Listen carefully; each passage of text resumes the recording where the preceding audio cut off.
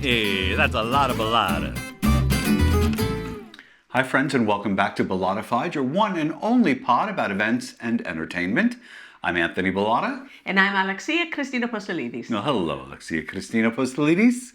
I think it all came out that time. It did. It came out beautifully. So happy, so happy. So here we are.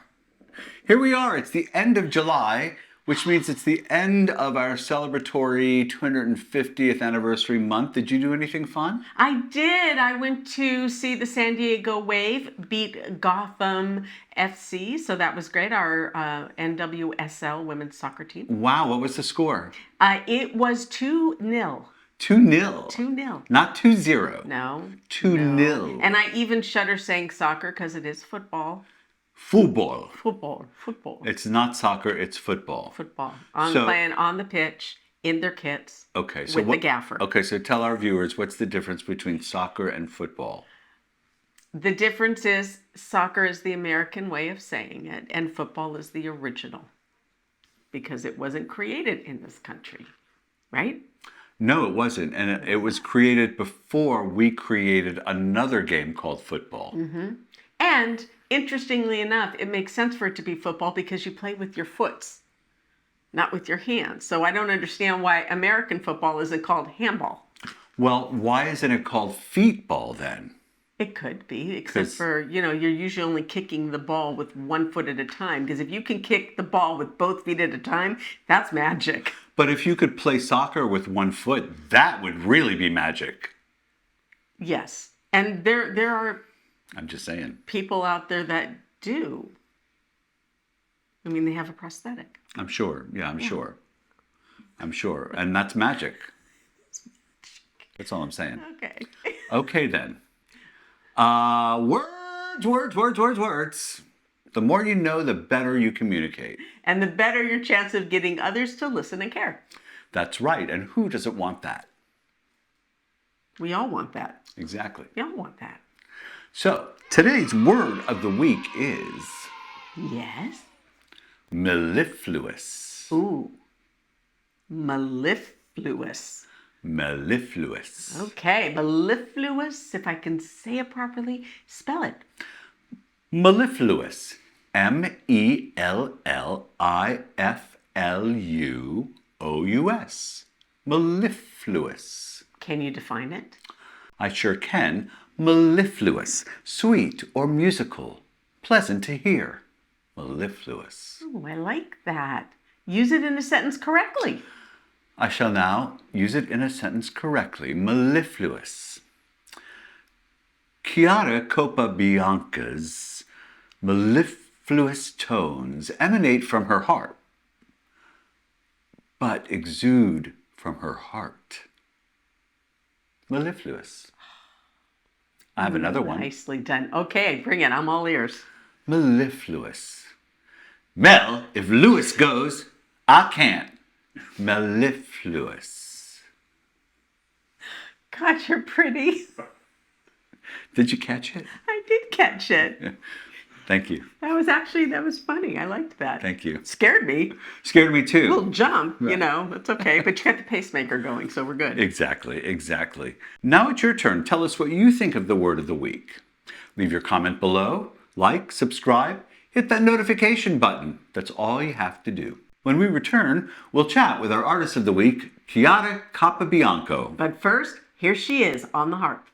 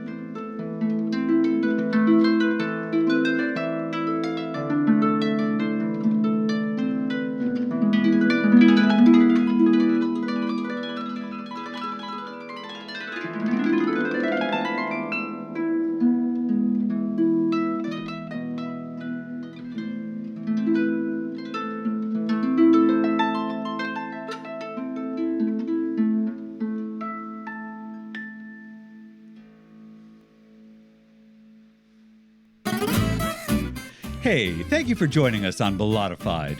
If you haven't already, like, subscribe, and hit that notification button. Today we have with us an incredible harpist. She has performed across the globe for the creme de la creme, and she lights up every room with her grace, elegance, artistry, and talent. Please welcome the amazing Chiara Capobianco. Grazie, thank Brava, you. brava. Grazie. Yeah, right? Wow, what a beautiful introduction. Beautiful introduction. Oh, thank you. You know, we've had Chiara on our show before, Yes, we have. before we went to camera, so we know a little bit about you already. Fact that you were born in Italy, and you started playing professionally the harp at 15, as I remember. Mm-hmm. But you studied piano and ballet, and was there a flute in there too? Yes. Wow, and you've played all over the world, from Mumbai to London to right here in San Diego. So we know a lot about you. So we wonder, what are you up to right now? What are you doing these days? Oh, okay. Well, being fabulous, that's every day. Every single day? This is But true. it comes natural. And I play the Westgate, downtown San Diego, and I'm one of two resident harpists, and I've been holding that position for 5 years. So Wow. that's what I'm up to in these days. Keep on playing at the Westgate 3 days a week during afternoon tea in the magnificent lobby. And also I play Chateau Marmont every other Sunday in LA. Pretty Wow. fancy. Very fancy. So I have these two residency that keep me quite busy and very happy. Yeah. And also I have other events, weddings, and anything that comes my way. I don't know if you realize how really blessed you are to have those residencies. They're hard to come by. They're very hard to come by. How did you manage to find one at the Westgate?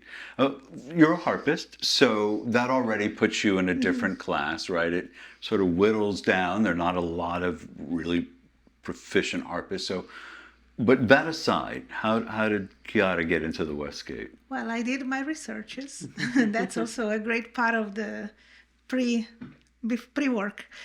And as I moved to San Diego, I was like, oh, the harp would be great for afternoon tea. Let me Google who does afternoon tea, where, when. And Westgate popped up. However, they had stopped afternoon tea for a while. Mm-hmm. So I've been, I sent email and I introduced myself, and I was adamant to convince them that whenever they restart with tea, I would be available, no matter when.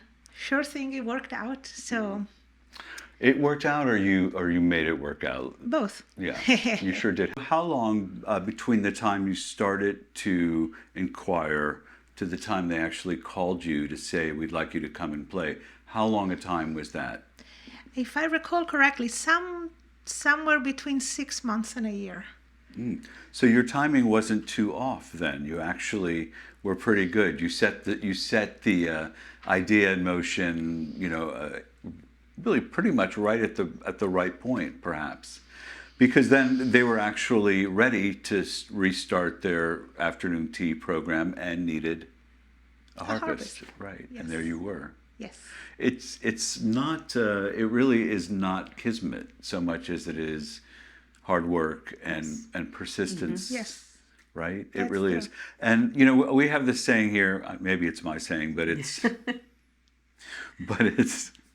pleasant persistence, which is exactly what I expect from Chiara, that you're there, you let them know you're there, you're available, you're ready to work, but not in a way that becomes hard to push away or demanding or stressful for someone to deal with, right? It's always pleasant and short and sort of a reminder, I'm here, right? I love it. Pleasant persistence. Yes, I love pleasant it. persistence. Just as well as when we want to remind whomever has to pay us a gentle reminder.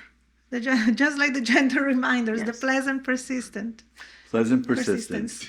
So how long between your first inquiry into wanting to play at the Westgate and them calling you and saying, we'd like you to play, how long a time span was that? It was between less than a year, more than 6 months, somewhere in there. And what was the frequency in which you would remind them that you were still available when they were ready to start their program? Good question.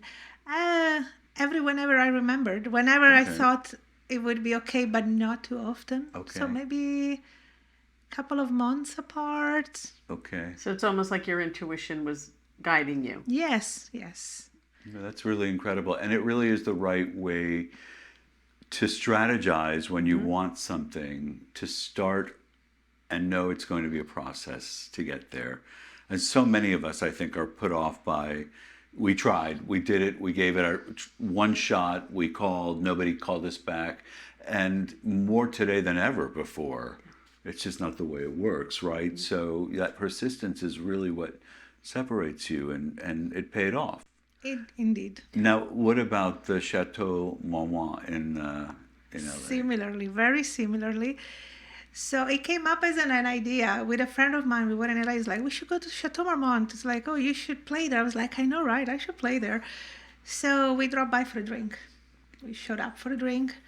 And sure thing, the person who was like coming and say hello at the tables. And I was like, oh, by the way, I'm a harpist. If, just to whom it may concern. And he happened to be the manager. So a little bit serendipity. And the manager was like, oh, it was my dream to have the harp for Valentine. I wish I knew you back in February. The harp was my vision to be here in the restaurant. I was like, well, now you know me. What followed up was a couple of emails like, hi, following up, or Merry Christmas, Happy New Year. And way before the next February approached, I sure think emailed. It's like, well, let's put the vision to fruition, and I'm available, let me know. And yes, I did play for Valentine's dinner, and that was the first of many other events. And then it turned into a Sunday brunch, regular. Beautiful. That's amazing. Gig, as we call Beautiful. it, regular performance. And so I'm there every other Sunday.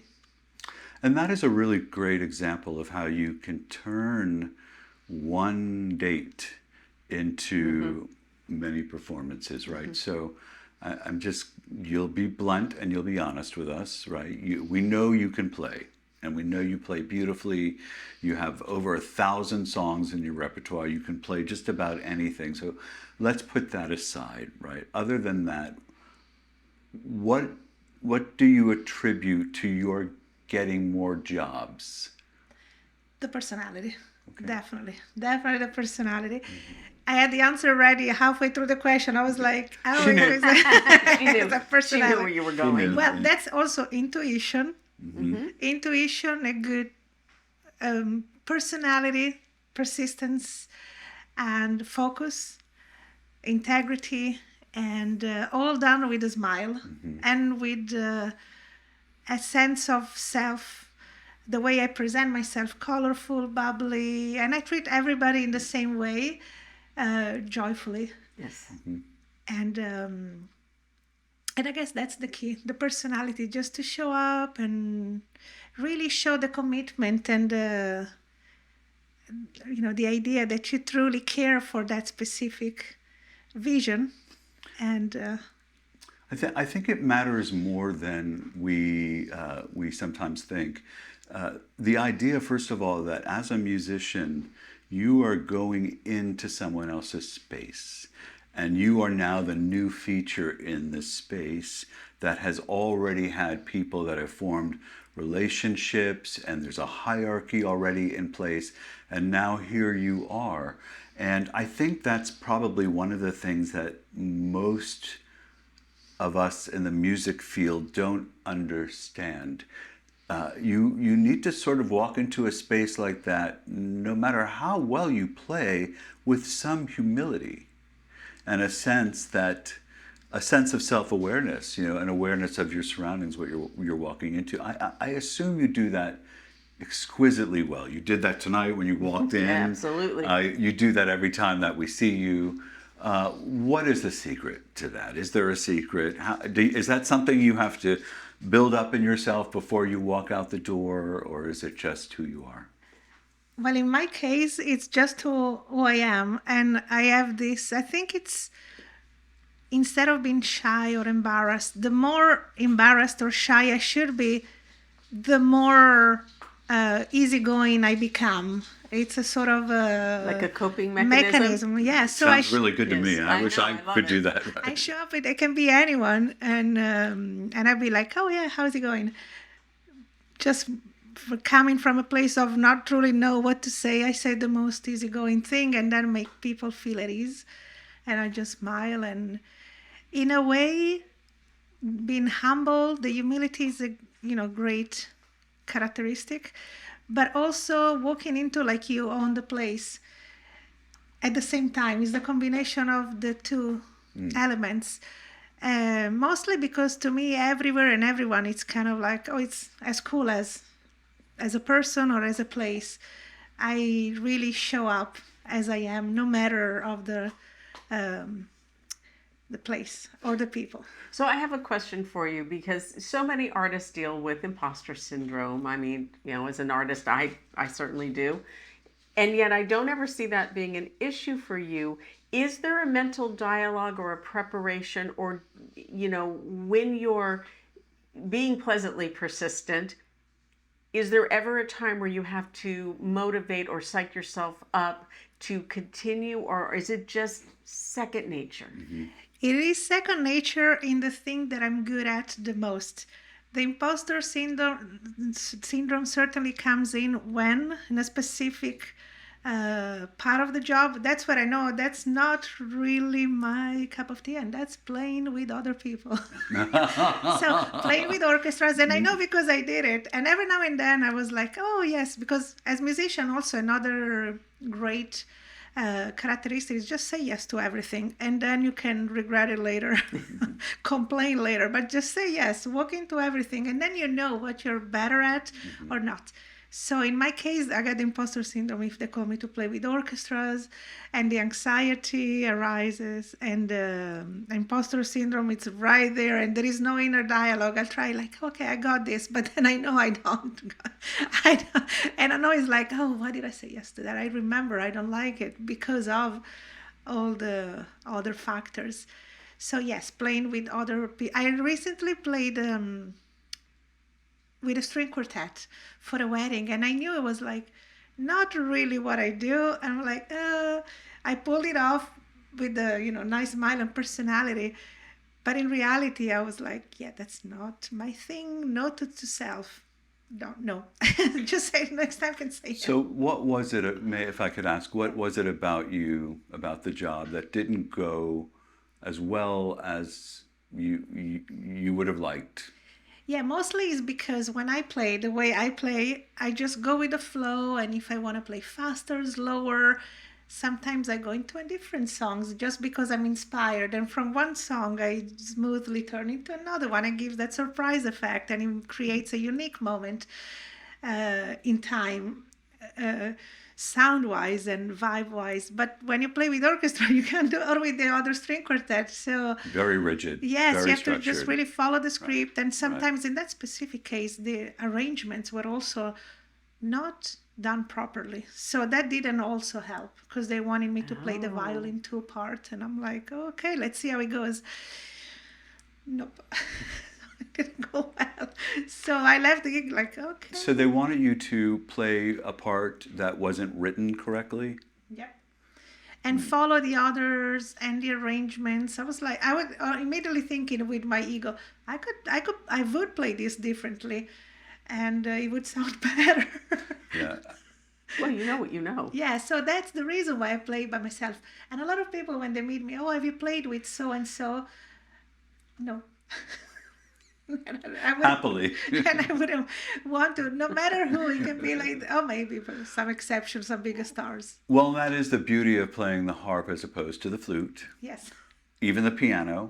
The harp has much more color than a piano does, right? So even the piano doesn't really fill as unique an arrangement yes. as well as a harp does. And you can create such nuances, and it's just such a magical moment for me all the time that having the freedom to play whatever and in whichever way I feel it in the moment. I truly lead life and everything I do by feelings. And that you can only do if you're like doing a solo gig. And you recently surprised me though with some information. We were working on a possible event where you would play with the DJ. And I asked Chiara, do we need a set list? Do you need to provide? She said, no, whatever he plays, I'll improvise to. It'll be fine. It'll do it all the time. Again, you go by feeling. I align, and you just truly, you just feel it. It's something that happens naturally for me. I have some other friends, musicians, excellent musicians. They need the script, they need the music, they need the tempo. I work in the other way. And in fact, I'm glad you mentioned tomorrow I'm playing a wonderful event with two amazing DJs. And I'm going to play with them in between, joining the vibes between all the different DJs. And I'm so looking forward to it. And I also love the thrill of not knowing what it is. There is no script. You just play, and that's the magic. It's incredible. Chiara, that is a gift. It is a gift. And it takes such a level of confidence. It really does.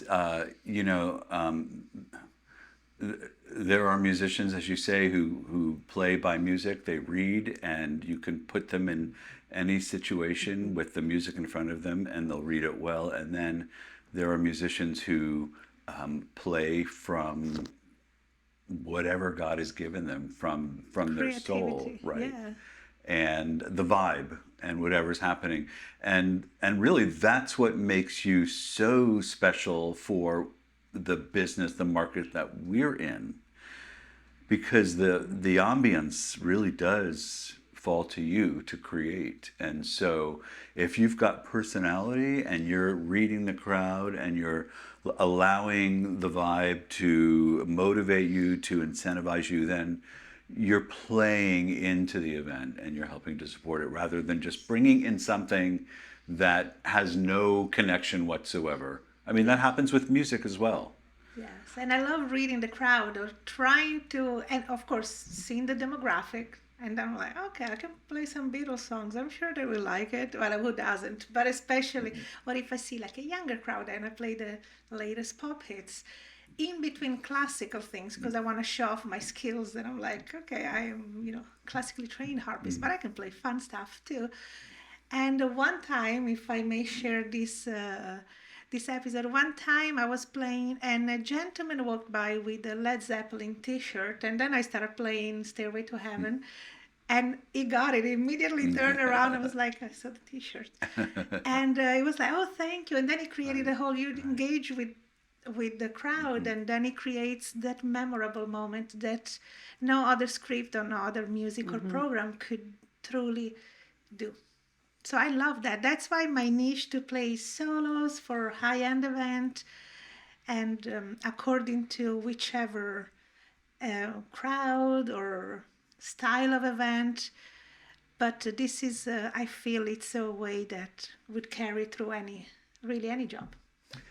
Has anyone ever said to you, Chiara, shut up and play? Yes. Have they?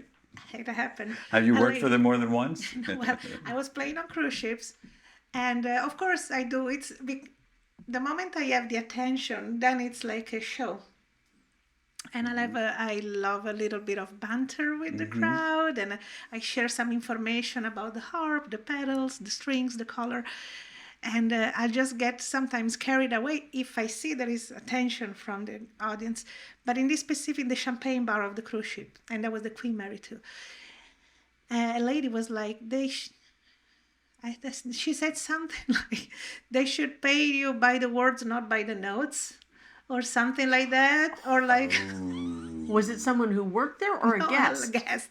You always have that one person. It's like, you should be paid by the words and not by the notes. And I was like, okay, no, I thought it was so funny. It was funny. I was like, well, that's. I was like, oh, good one. Yeah, and then I was like, okay. And then I started playing so many notes to catch up. And then I did. And I told them at the end, I was like, did I make it up with all those notes? And they laughed. And then that's how we become friends. It's like, but I love a good a good line or a good joke, I always try to pick up. And again, that's the personality. I'm like, okay, challenge accepted. I will shut up. And what if you're playing for an audience that isn't receptive and just isn't taking the cues that you're giving them? Then what happens? Oh, no, then in that case, I'll just do my own thing. I play for myself, and I'm having such a good time. Sometimes I'm in my own space, and then people realize, like, oh, by the way, we have been noticing you had such a good time playing, and it was so nice to see you enjoying doing what you were doing. So sometimes that happens. There is always that, play for yourself. It's like, okay, good. Then I'm going to play all my favorites. And in my head, there is always a commentary about songs. Sometimes I play something, I'm like, oh, that was a good one. If there would be like a sort of a commentary written. There should be little bubbles. Right, You know, that come little up, pop cartoon up. Bubbles. I love it, yeah. And then, but not sometimes there would be one. But anyway, so sometimes that happens too. I just enjoy what I do, and if whatever happens around it, it's extra, added bonus to it. But I'm of course pick up on it and elevate it to the next level. Well, and I really believe that's the beauty of a musician that understands what it is to play for an audience. As an ambient player, someone who's providing environment, but also as someone who can engage and take it to the next level, should that be what the guests want. If they're engaging and they're sort of egging you on and giving you some challenges, then of course you want someone who's going to be up there and engage, because that makes people stay longer. It makes them drink more, let's be real, and it gives them a moment in time that's memorable from the last time they heard a harpist, right? Who didn't engage and didn't joke, because that's what a regular harpist does. No shade. Yes. They're not paid to be entertainers. They're paid to play, but you bring that to a gig. Yes. And so that's what really differentiates you. And I always feel myself as an entertainer that plays the harp, but mostly it's like entertaining. It's the main, the main word here for what I do, and that's why I'm not really good again with the other part of the jobs where you are just part of a bigger group where it's just one element. I am the whole thing. Right. I am the vibe. Get out of my way. Exactly. I was like, no, everyone's like, let me do my solo. Okay, so the harp in the front, and you all behind me. Backup dancers Backup. and singers, and come in sometimes, but keep it low. Right. No, I really. Just be cute. I think that the honesty and the fact that you're aware of what your strengths are and what you love to do helps everyone. Yes. Right. It doesn't really help if you don't bring your A game and you pretend like you're going to, right? That doesn't help. It's better to be honest up front, right? And if you're blessed to play the way you want to play, why change it? Play on. Right. I mean, there's a gift. Yeah, there's a gift there. I imagine a very young Chiara, before the harp came into play, when she was taking ballet lessons, of her just dancing around the house, just dancing from here to there, always dancing. I imagine in your heart, you're always dancing. Is that a fair assessment? Yes, it's true. Yeah. And I would be exactly like you said. I just had an image of my mom telling me that when I was little, I would just float around the house. I would run around. You would even see the feet touching the ground because I would always be here fluttering like a social butterfly, Yes, yes. even in the house at a young Yes. age. And sometimes I remember I used to do like fun makeups, but I was a little girl just putting colors on my face, stealing my elder sister makeup. So I think I've always been an entertainer, and I wanted to be like sort of a showstopper. I sort of have this vision now of Chiara on Halloween. And we do something with her hair so that it's like standing up. And, maybe some like really wicked makeup in there. She is playing the harp, Let's do it. See? We got to find a gig, right? Yes. I mean, You're in for the drama. The crazy the idea, but crazy in a good way. The grand the idea, the more I'm into it. Mm-hmm. I don't do basic stuff. No, no basic here. No basic No, here. we do fun stuff. Fun stuff. All right, I know we're running out of time, so I would like to end with 5 questions that you didn't know we were going to ask you. You didn't know anything. We don't tell our people anything. We try to, keep under the vest here. Okay, but we would like to ask you. I'm going to ask you 4 of them because I think one you've already sort of given us. Have you ever met one of your heroes? If so, who? If not, who would you most like to meet? I have the answer. Recently at Chateau Marmont, Annie Lennox. Oh. Exactly. That was like, Oh, wow. Annie Lennox walks in, and I'm like, keep playing. I'm like, inside, I'm like, oh. But outside, like I said, I'm like, doing my thing. And then I played one of her songs for one of her albums that I also love and know. Mm-hmm. Not the most obvious ones. I played like a very niche song, hoping that she would hear it and maybe pick up on it. I was like, this is for you. And I was just playing, and sure thing, on the way out, she stopped. She sort of squatted down a little bit to come to my level. So because I was sitting down, she came down and she walked by, and I was playing, and then I saw her. She said, we just want to say, and with the most beautiful voice, obviously, and the most beautiful grace. She's fantastic. And she said, we just want to say how much we enjoyed your music. She told me she was with another person. And I couldn't believe it. I was like, but outside I acted like cool. And that's what people like. Inside I was like, whoa. Mm-hmm, right. And I was like, well, first of all, thank you. I said, I love all your music. And I said, that song was inspired by when I saw you. She was like, that was the song that I loved the most. And inside I was like, yes. Yes. So, but I was just like, she even left me a tip. Nice. Oh, I won't ask how big it was, but I'm glad that she did. She was so no, but the fact that she spoke to me, that was the biggest gift, and that was one of the heroes. I met a lot of like other, more famous hyped people, but she is number one.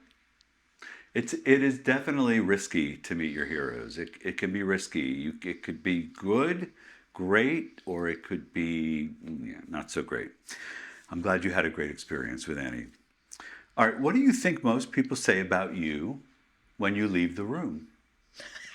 Oh, that's a good. I would love to know. Wouldn't you? I would love to know. We're I not guess gonna tell you, no. It depends on which room and what happened before. Okay, that is a good answer. Maybe it was like, oh, finally it's a truthful answer. Finally some peace and quiet, maybe they could say. Or maybe they said, oh, wow, she's something else. I hope so. Okay, I love it. It depends. It's a good answer. Maybe, who is she? Who is she? You receive an invitation telling you you're invited to play. Who sent it to you, or where did it come from? Who's inviting you to play, or where are they asking you to play? The answer that came to my mind, on the moon. On the moon. On the moon. Okay. Now the hair will be up. The hair will be up. Gravity, maybe I less love gravity. it. Less, no gravity. Lighter. You're going to be playing like this. Floating. Right. We'll have to tape the thing down. We'll have to, or like grab the strings. Right. That would be fun. We'll have to keep you down. What's the word I'm looking for? Ground you. Yeah, we'll have to keep you grounded. Yeah, exactly. Floating in the air. That was the answer that came into my head the moment I heard your question. I love it. That says a lot. I can honestly say I don't think anybody else would answer that way. I love it. Ever. Yeah. All right, last question. What's one piece of advice you've been given that you continue to carry with you? One piece of advice. I've been given.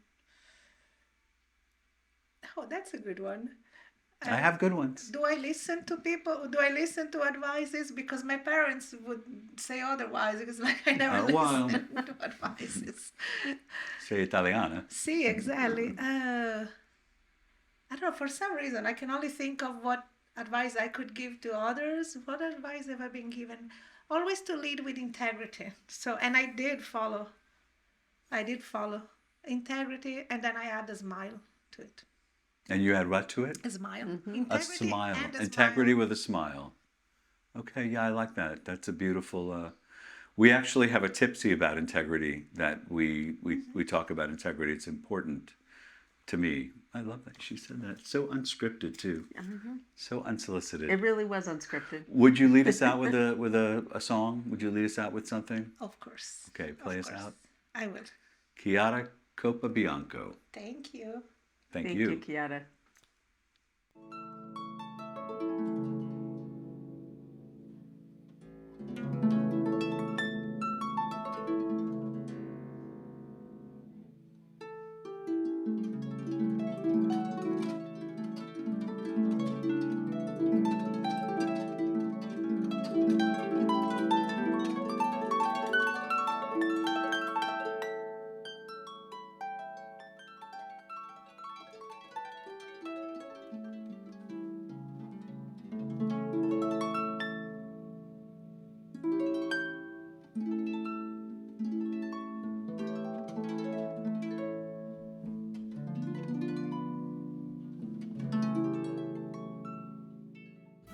Hey, thank you for listening to Bollotta-FIDE. If you haven't already, please like and subscribe. And remember to leave us your questions or comments at bollotta.com/podcast. Bollotta-FIDE is a production of Bollotta Entertainment. Hey, that's a lot of balada. Stay engaging.